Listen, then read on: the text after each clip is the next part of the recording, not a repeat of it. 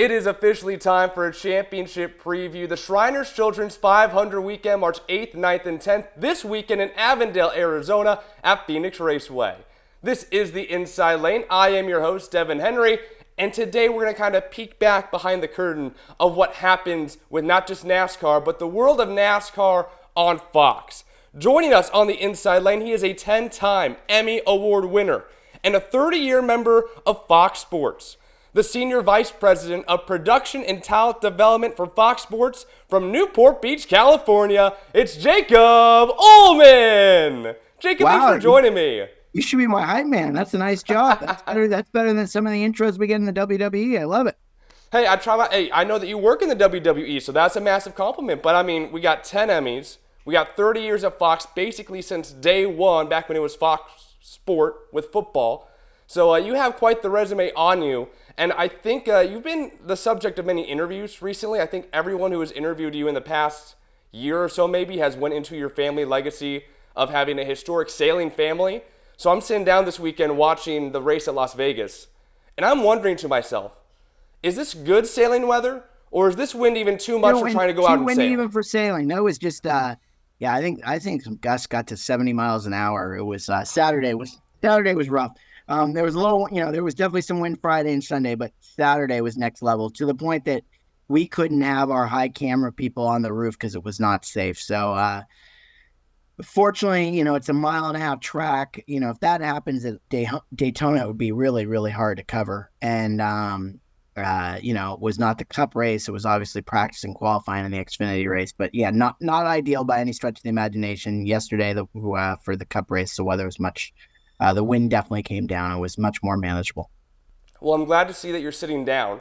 I don't know how much of an opportunity you've gotten to do that this year, whether it's the unprecedented rain in Los Angeles moving a date, unprecedented for the first time, a day early for the race, or again, unprecedented in Daytona, we have a doubleheader Monday on President's Day, or maybe in Atlanta for one of the greatest finishes in NASCAR history, or like last week where you guys had to abandon cameras because it was too windy in Las Vegas. I mean, you guys are either hoping for the most uneventful NASCAR race in the history of Phoenix this weekend, or you just want 5 weeks in a row of chaos. Which one is it?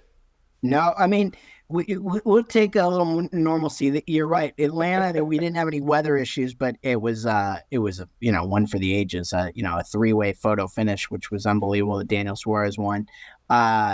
It's been a crazy year. I mean, you alluded to what happened in Los Angeles. Longtime observers, including Mike Joy, who've been around the sport forever, don't ever remember a situation where we moved up a race. It's been pretty well documented, but we had a call at 10 a.m. the day of Saturday, and we were able to work with NASCAR and the Coliseum to make an unprecedented move happen a day early. We had the rain out in Daytona, which happened where you race a day later, but to race a day early, I've never experienced anything like that. It was great cooperation and collaboration by all parties involved to make it happen. The interesting thing is, we with NASCAR, because of it's so weather dependent, you really can't race in adverse rain situations. You always kind of keep an eye out on the 10-day weather forecast, and that stuff changes. Usually, you see one thing, and then the next time you look, it's completely changed. But in all 4 of those scenarios in LA, you looked at the weather and it was like, whoa, geez, once it starts raining on Saturday night, it's not going to stop till Wednesday. And that's exactly what happened. Daytona, same thing. Wow, it looks like there'll be a little, maybe potential for some rain Friday, then Saturday and Sunday completely washed out. And sure enough, that's what happened. Atlanta, the forecast looked good from day one. That was true. And then the Las Vegas 10-day forecast, it said high winds on Friday and Saturday, and that was dead on as well. So bizarrely, the 10-day forecast has been right on. When I've looked for Phoenix, it says it's going to be good. So can you assure us we're going to have good weather for this weekend? You know what? I would like to, but I'm not a weatherman either. And I'm definitely not God, so I can't actually say that. But typically, we haven't had rain, I think, since 2017. But Brad Keselowski fans would be fans of that because he did win that race. Okay. Well, we love Brad K. Brad K is part of our team. He does Race Hub and does races for us in the booth, so we would love that to be true. Well, I do want to look behind the scenes a little bit too, because even I think the most avid viewer, the most incredible of fans, don't really understand what's going on behind the scenes on a day like we had in Los Angeles, like you said, making those meetings and trying to make that happen. Or Daytona, not just the ARCA Menard Series race being moved to Friday, but we got to try to get that on TV. The Daytona 500 was still on Fox, even though it was a President's Day Monday.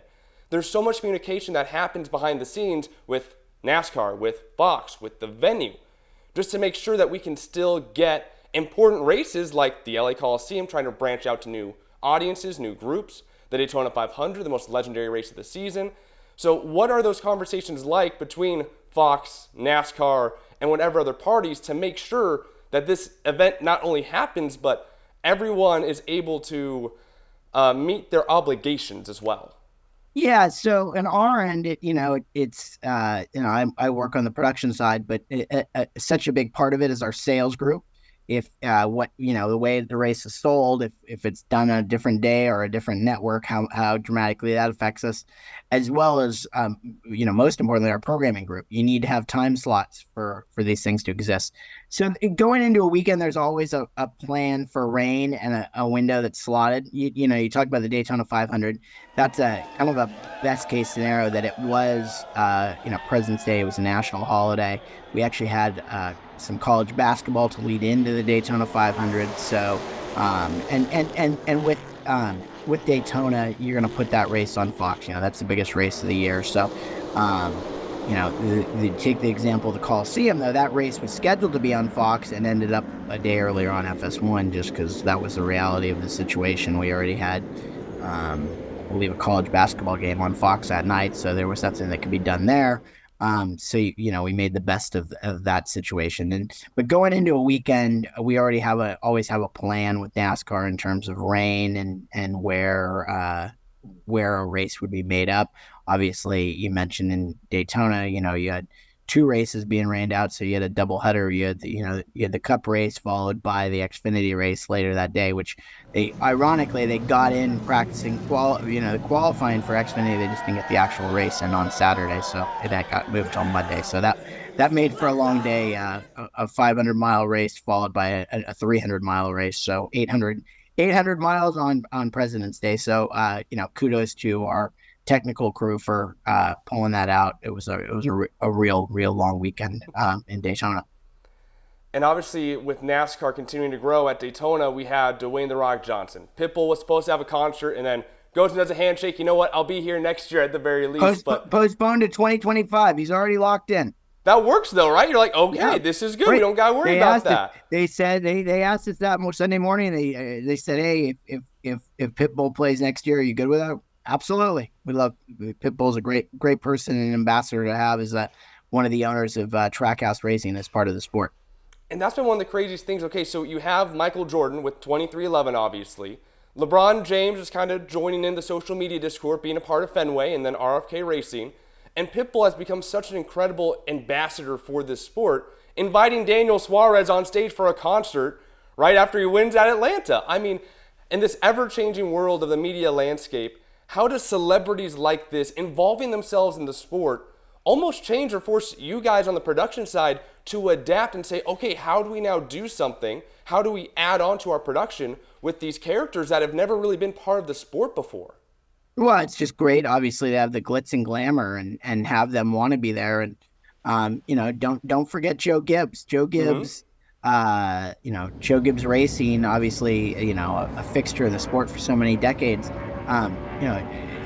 Joe Gibbs, to me, one of the greatest accomplishments in NFL history. He won 3 Super Bowls with 3 different starting quarterbacks. I don't think we should get lost of how big a deal it is to have Joe Gibbs involved in the sport as well. And I think it just adds to the glitz and the glamour. And